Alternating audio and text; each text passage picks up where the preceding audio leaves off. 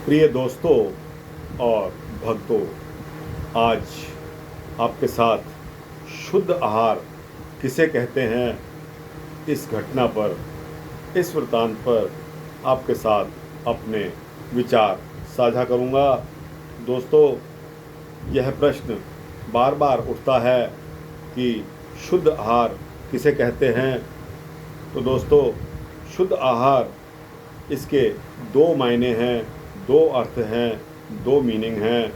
पहला, कमाई नेक होनी चाहिए, अर्थात किसी का खून चूसकर या किसी को भी किसी प्रकार की हानि पहुंचाकर कमाया गया धन ना हो, अपितु पूरी सात्विकता से भरसक प्रयत्न करके बुद्धि या शारीरिक श्रम के द्वारा उस धन या अन्न का एकत्र किया जाना ही नेक कमाई कहलाती है।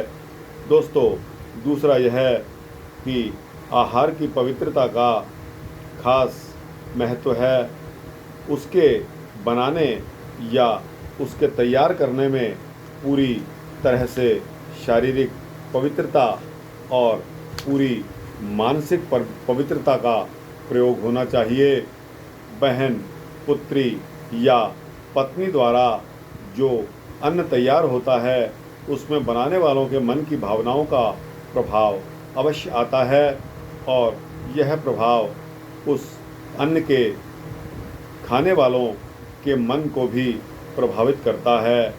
इन माता, बहन, पुत्री या पत्नी के द्वारा बनाया गया भोजन अच्छी भावनाओं से पूरित होता है, इसलिए उसके खाने से कोई शारीरिक रोग भी नहीं होता और ना ही उसके खाने से किसी प्रकार की मन में दूषित भावना आती है।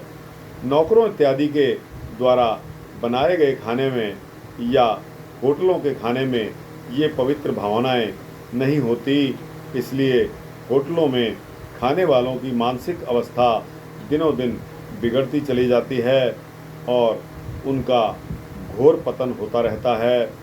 दूषित भावनाओं वाले अन्न में मन को बिगाड़ने का प्रभाव रहता है। मांसाहार के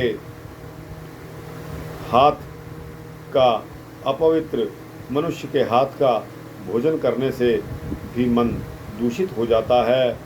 अपवित्र मनुष्य के हाथ का भोजन करने से मन दूषित बना रहता है। भूलकर भी बाज़ार में खाना, होटलों में खाना या जिसके हाथ का बनाया हुआ भोजन कभी भी नहीं खाना चाहिए। अन्न ग्रहण करने में यह देख लेना चाहिए कि अन्न कहाँ से आ रहा है और किसके द्वारा बनाया हुआ है।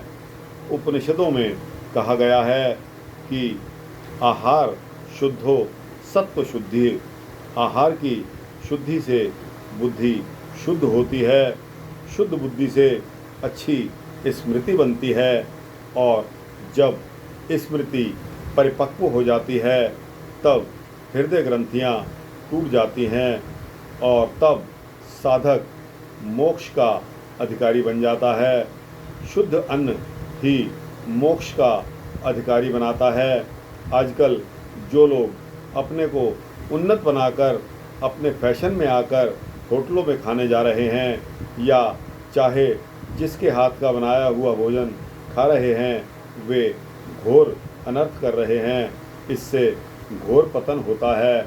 बिना विचार किए होटलों का खाने से या चाहे जिसके हाथ का खाने से शारीरिक रोग भी हो जाते हैं और मन भी दूषित रहता है।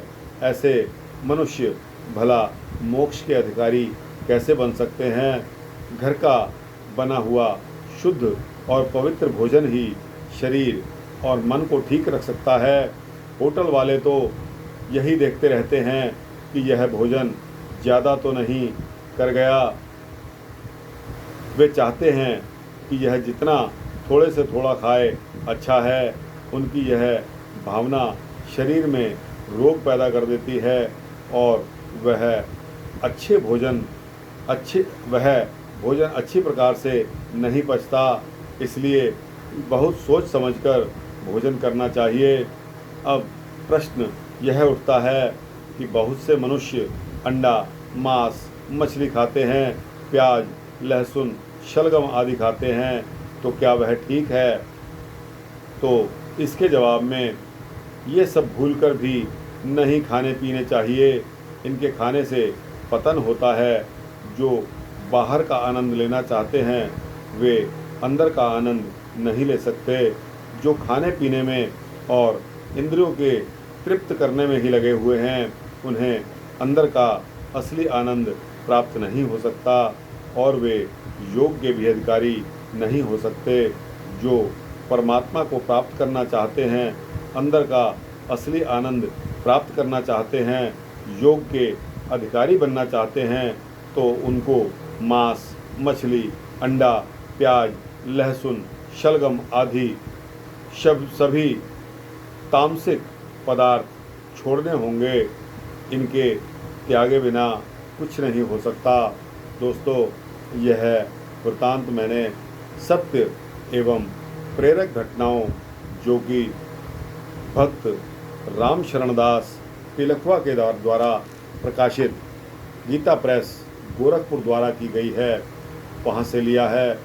तो दोस्तों, इसमें संशय नहीं कि जैसा खाओगे अन्न वैसा बनेगा मन।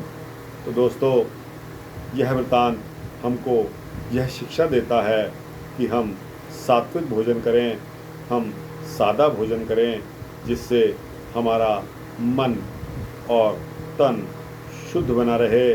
तो दोस्तों, यह वृत्तांत आपको कैसा लगा, इसको लाइक और शेयर करते हुए अपने कमेंट्स बॉक्स में देते हुए अपनी हाज़िरी, अपनी अटेंडेंस अवश्य लगवाएं और इसी तरह के वृत्तांत पाने के लिए इस चैनल को सब्सक्राइब कर दें, तो आपको इसी तरह के वृत्तांत मिलते रहेंगे।